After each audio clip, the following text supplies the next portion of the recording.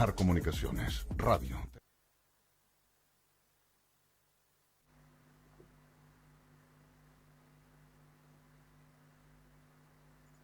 Bien, retornamos muchachos con escenario social en nuestro segundo bloque que normalmente dedicamos, ¿cierto?, a nuestra región. Hecho un análisis, ¿cierto?, de la noticia que cruzó la semana a nivel nacional.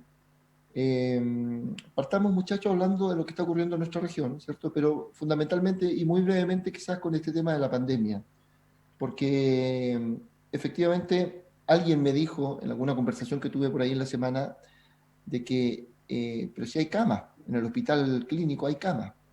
O sea, ya sabemos que en Natales no hay camas, ¿te fijas ahí? Eh, pero hay camas. El problema no es el número de camas, ¿cierto? O sea, efectivamente se ha implementado de 1.500 a 3.000, se quiere llegar a 4.500 camas. El problema es el equipo, cómo se conforman los equipos, ¿cierto?, de intensivistas que tienen que formar parte de cada una y que tienen que resguardar cada una de esas camas. Entonces, esa es la dificultad que hay. Y hoy Magallanes cruza efectivamente, bueno, retrocedimos, ¿cierto?, en el paso a paso, en Punta Arenas, y Magallanes efectivamente cruza entonces por esta dificultad, ¿cierto?, de no seguir copando las camas críticas porque ya no tenemos posibilidad de la aeroevacuación, porque ya la situación de las camas críticas está copada a nivel nacional. Entonces ya estamos sobre un 96% de ocupación.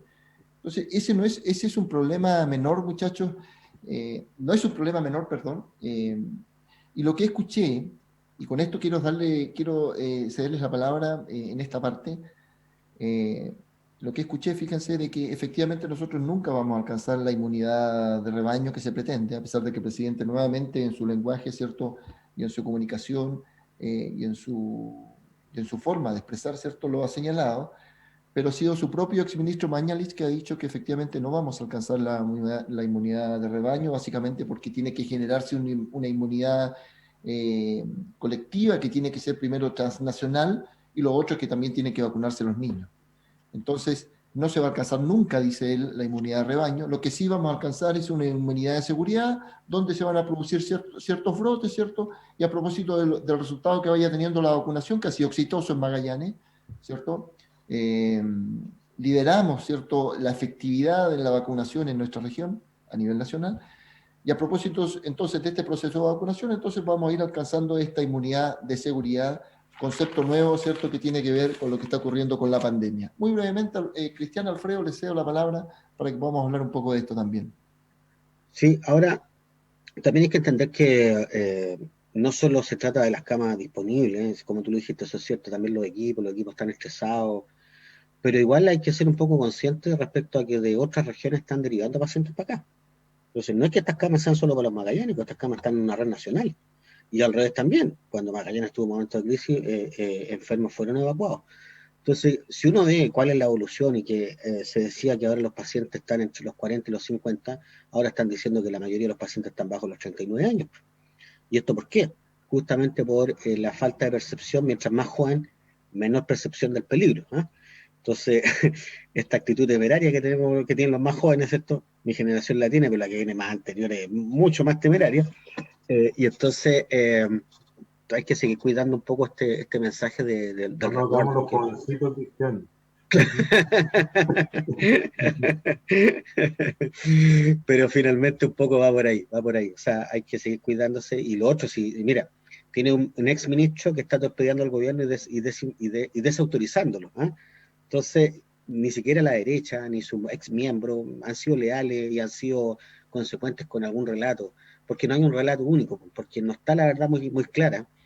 Y por más que se haga este esfuerzo de vacunación, no hay que olvidarse que Chile fue puesto como ejemplo de lo que no hay que hacer.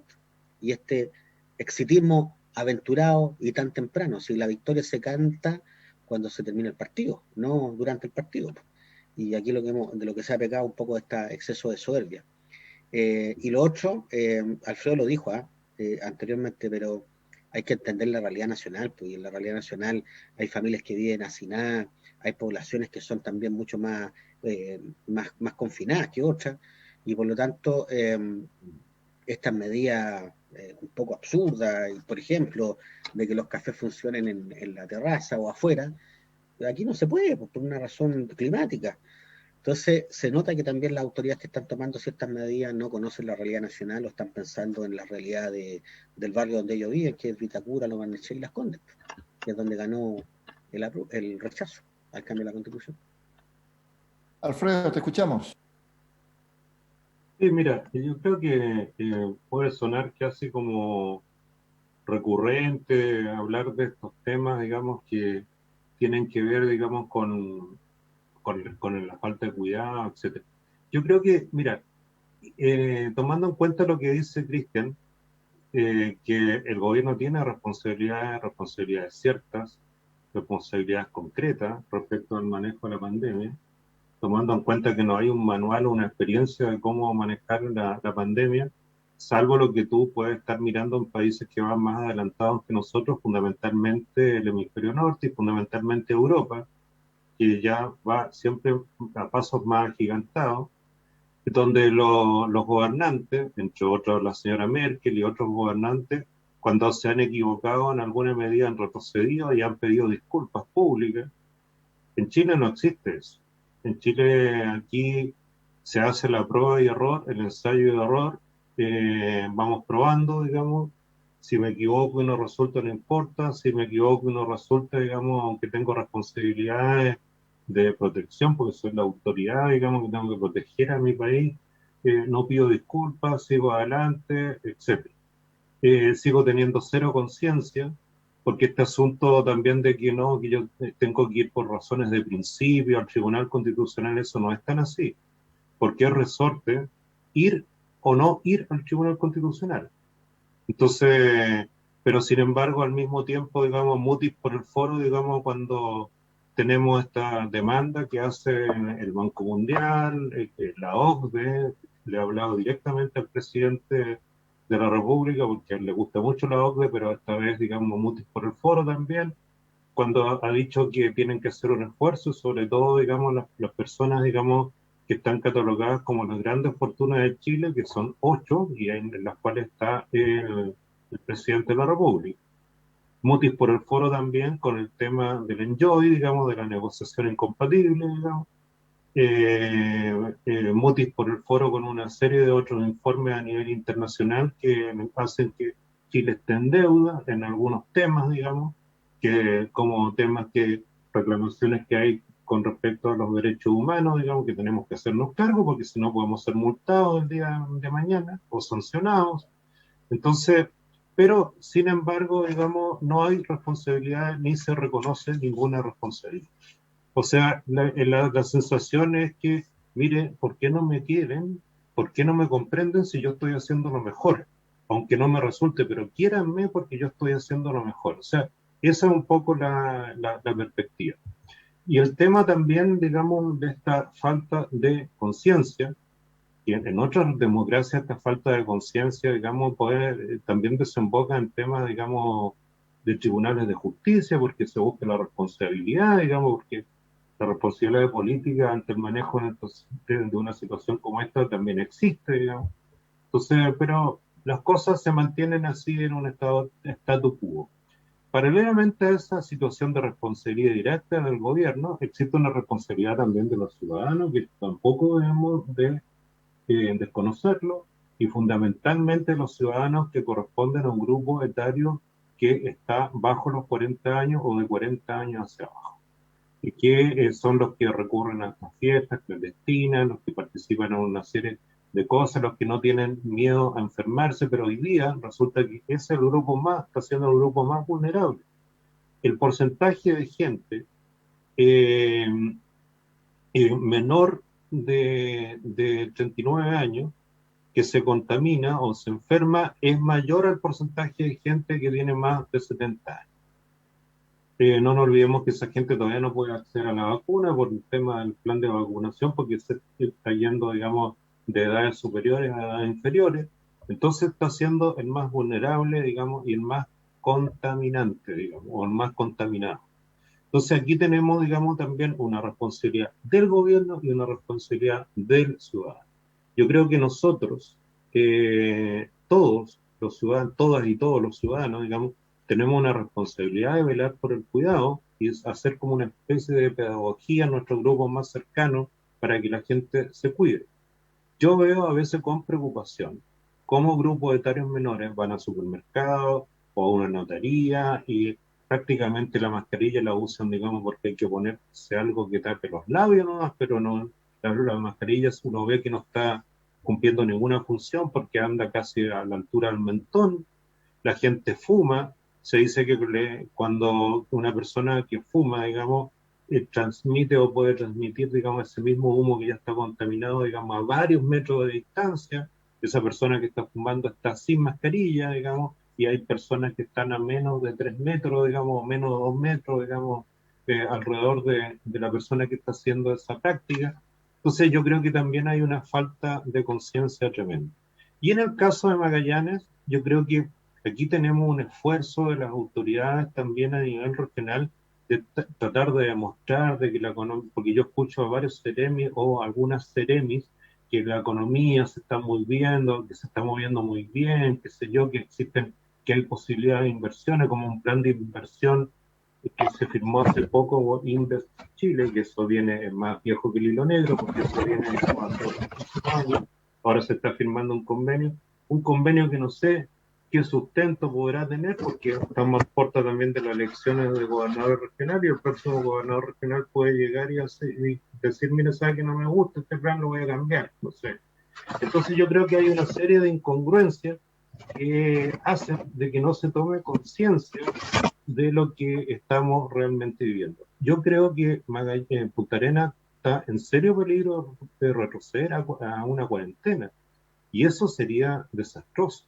O sea, bueno, si tiene que haber cuarentena por razones de salud, tendrá que haber cuarentena, pero eso va a ser una calamidad para muchas personas que ya lo está pasando muy mal. Entonces, malas políticas a nivel nacional que tienen repercusión directa en la región, porque la región, mal que mal, autoridades completas aquí, todas las autoridades, mal que mal, son unos meros buzones porque no toman ninguna decisión.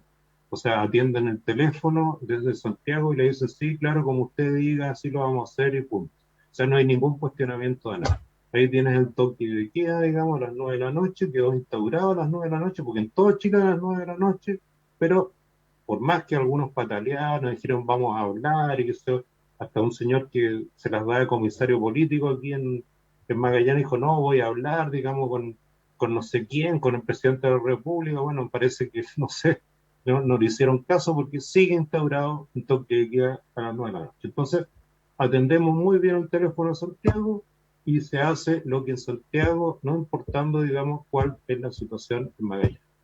Y yo creo que en Magallanes estamos en una situación de muchísimo cuidado, y creo que la gran responsabilidad hoy día recae en este grupo de etario que tiene menos de 40 años, en términos de comportamiento ciudadano.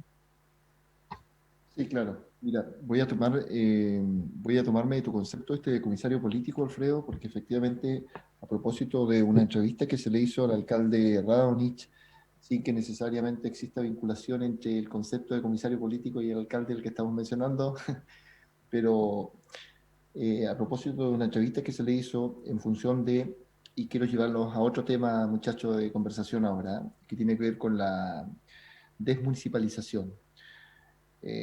Porque una caravana inmensa, ¿cierto?, en Magallanes recorrió las calles, ¿cierto?, de manera de protestar contra este proceso de desmunicipalización. Entonces, el alcalde Radonich, la autoridad local, ¿cierto?, dice de que efectivamente eso no se, las autoridades que votaron eso fueron otras y en otra época, aludiendo efectivamente que esto se hizo en la época del gobierno de la presidenta Bachelet. Entonces, quiero partir diciendo, para generarles el hilo conductor, muchachos, y siempre hacer esta introducción, que voy a tratar de que sea lo más breve posible.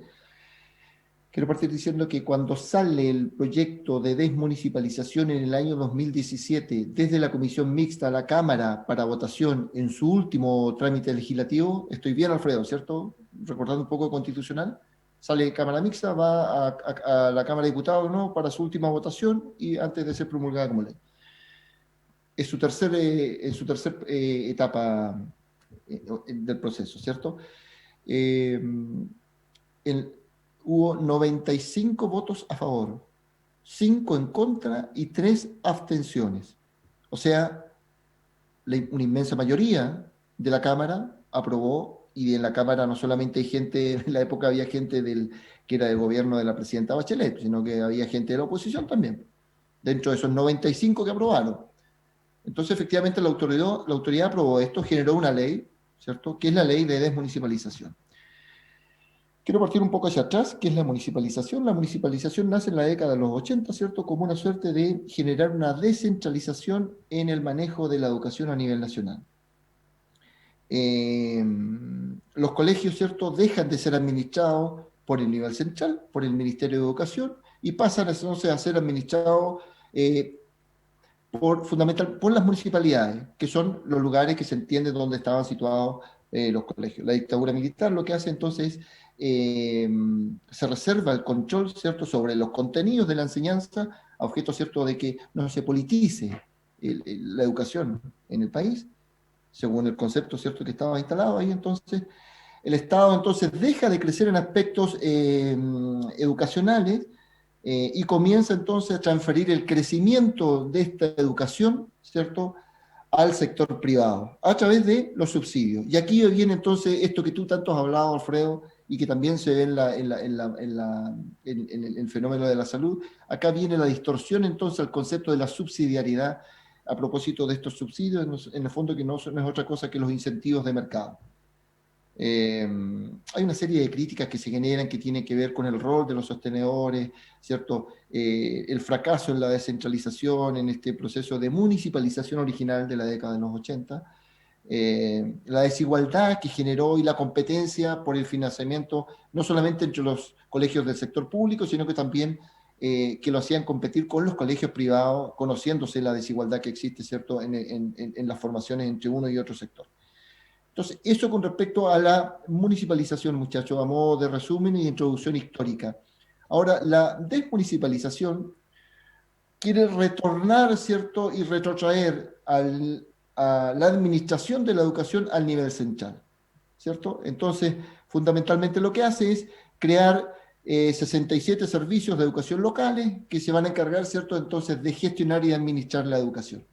Con todo lo que significa, ¿cierto? Porque se le quita entonces la administración a estos 350 y tantos municipios que hay a nivel nacional, y esta es una ley que se aprobó, insisto, en el 2017, con 95 votos a favor en la Cámara de Diputados, en su tercer trámite legislativo, ya a puertas de ser ley, con 95 votos a favor, 5 en contra y 3 abstenciones. Cristian, ahí está el dato histórico, te cedo la palabra, porque, perdona, yo sé que este es tu fuerte, entonces, porque entre medio está entonces todo lo que han dicho los distintos alcaldes de distintos sectores, ¿cierto? No, que vamos a generar una auditoría en la Cormupa o en las corporaciones municipales de los municipios, cualquiera, ¿cierto? Y al final esas auditorías se desconocen en qué terminaron.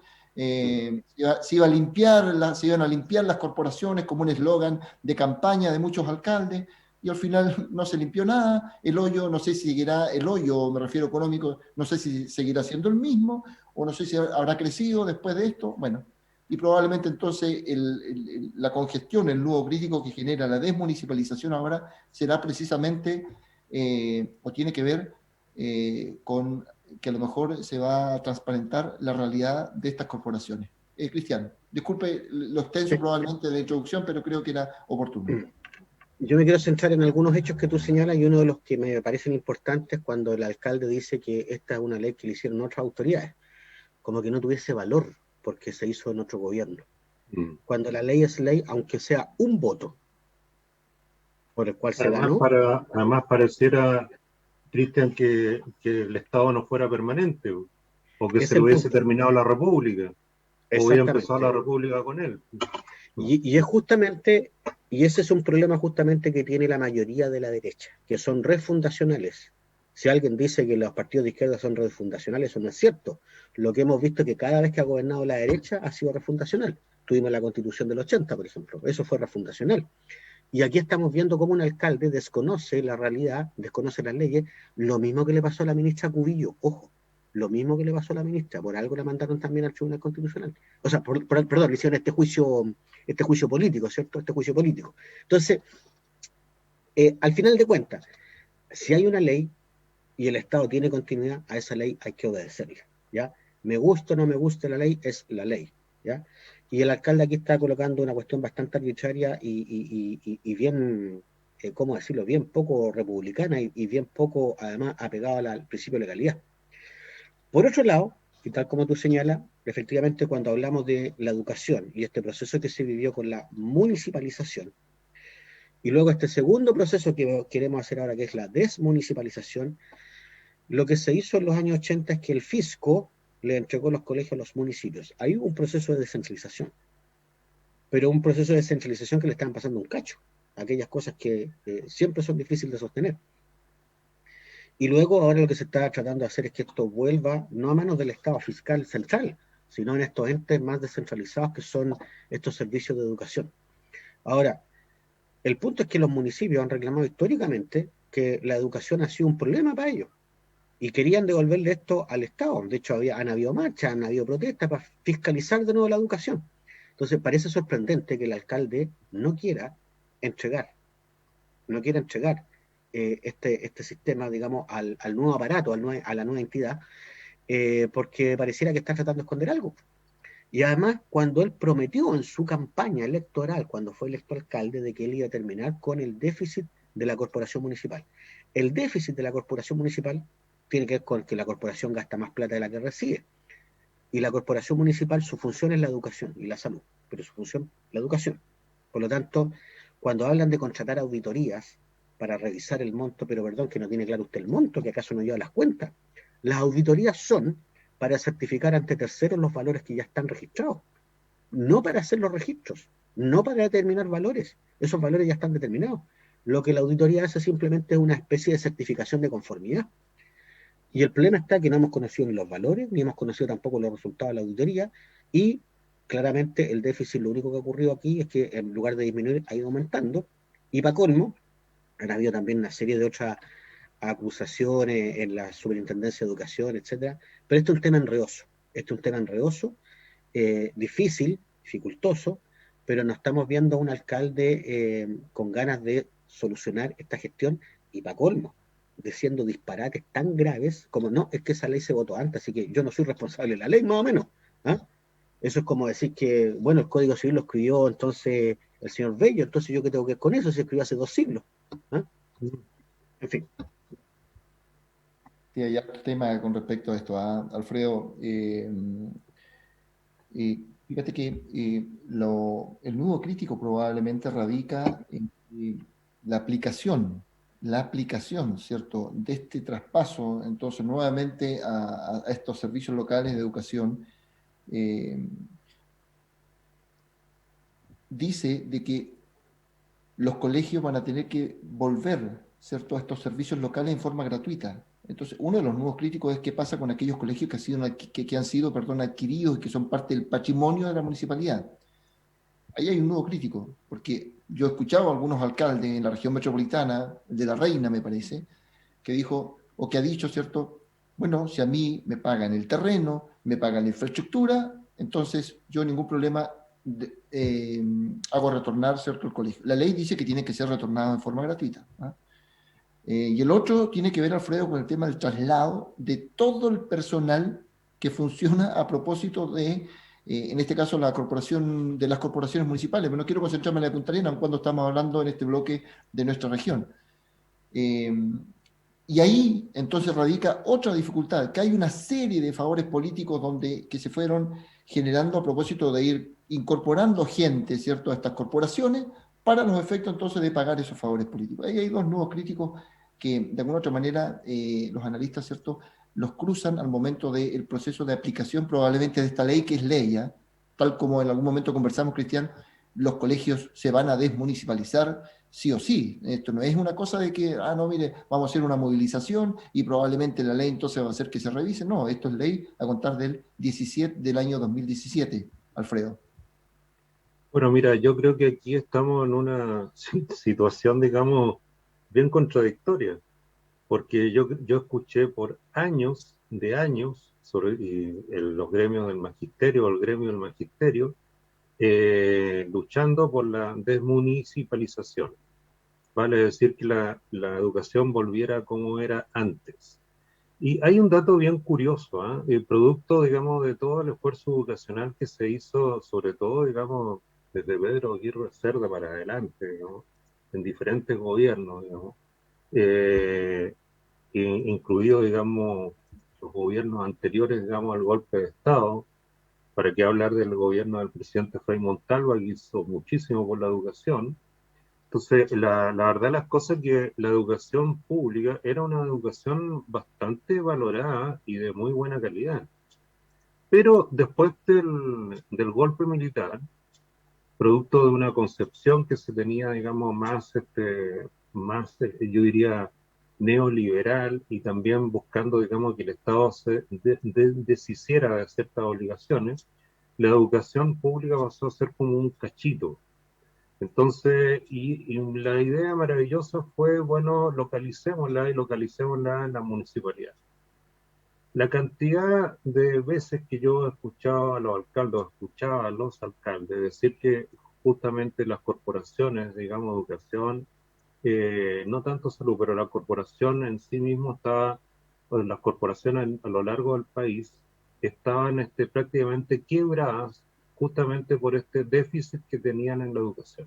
Hubo alcaldes que incluso tuvieron la brillante idea de devolver la educación al Ministerio de Educación, como el alcalde de Coyhai, que creo hace varios años atrás. Entonces, sin embargo, no se podía concretar por un tema de ley.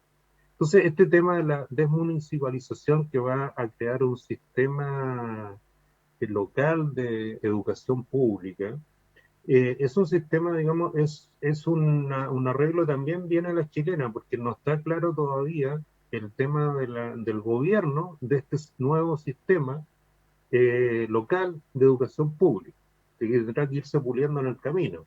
Estas cosas que hacemos los chilenos crecedorcitas, digamos, hagámoslas así y después vamos viendo cómo lo arreglamos la carga en el camino.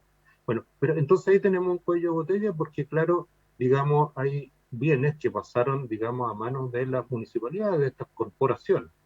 La corporación, digamos, según antecedentes que yo tengo, digamos, de la corporación de Punta Arenas, por poner un ejemplo, digamos, es una de las grandes usuarias de la subvención a la mano de obra, por ejemplo, ¿ah? Que gracias a eso puede, digamos, solventar de alguna manera ciertos déficits que se van presentando, etcétera, o los déficits de carácter permanente. Que esto no es culpa de un alcalde determinado, sino que esto viene de arrastre, que se habrá profundizado en algunos gobiernos locales, digamos, fundamentalmente porque ese déficit es tan grande y se va generando todos los años. Bueno, entonces aquí tenemos un tema que yo creo que las autoridades, más que criticar y decir, sabes que este no es mi problema porque esto es una ley que se hizo antes, yo creo que también las autoridades tienen que tener cuidado con eso porque las leyes o el Estado de Derecho o el Estado propiamente tal, yo creo en un Estado de Derecho en el que es un Estado racional, que está al servicio de las personas, un Estado racional de derecho. Entonces, la verdad, las cosas que tienen que tener en cuenta es que el Estado es permanente. El Estado no se crea cuando yo llego a ocupar un cargo, ni tampoco se crea la República. Entonces hay algunas autoridades que parece que se le hubiese terminado la República, yo lo que decía Cristian, digamos, como un comentario, digamos, impertinente de mi parte. Parece que se les terminaba la República. Entonces que la República se funda cuando ellos llegan a ocupar o cuando salen reelegidos. Ah, ahora se creó la República, entonces ahora está el Estado, entonces ahora hay que... Entonces la verdad es cosa que no funciona así. Entonces, entonces yo creo que aquí hay que sentarse y las autoridades tienen que tener, porque aquí está en juego la educación, y está en juego la educación, muchas veces la gente habla de educación de calidad, pero está en juego la educación propiamente tal, digamos, entonces aquí tiene que la autoridad, digamos, de este nuevo servicio que se va a crear, más el alcalde, buscar y allanar todos los puentes, ojalá todos los puentes de plata, como se dice en el dicho popular, para que estas cosas salgan bien y vayan saliendo en un cierto riel, que se encamine, digamos, que tengamos un buen servicio local de educación pública.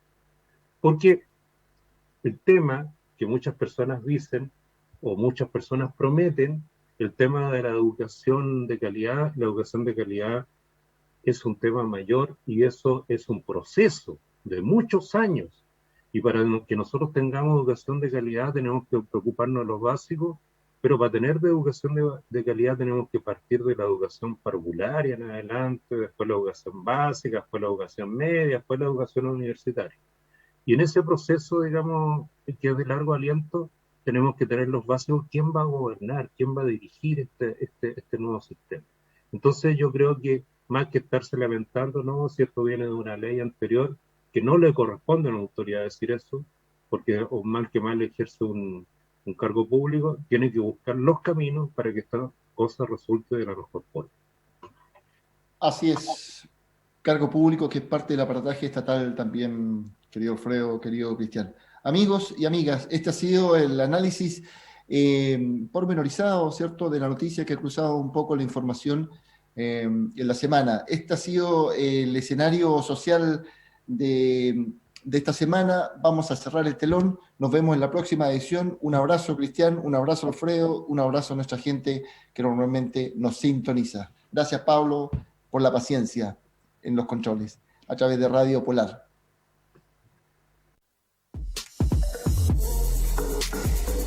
Polar Comunicaciones, radio, televisión e internet, presentó Escenario Social, un espacio para el diálogo ciudadano. Conduce Manuel Águila.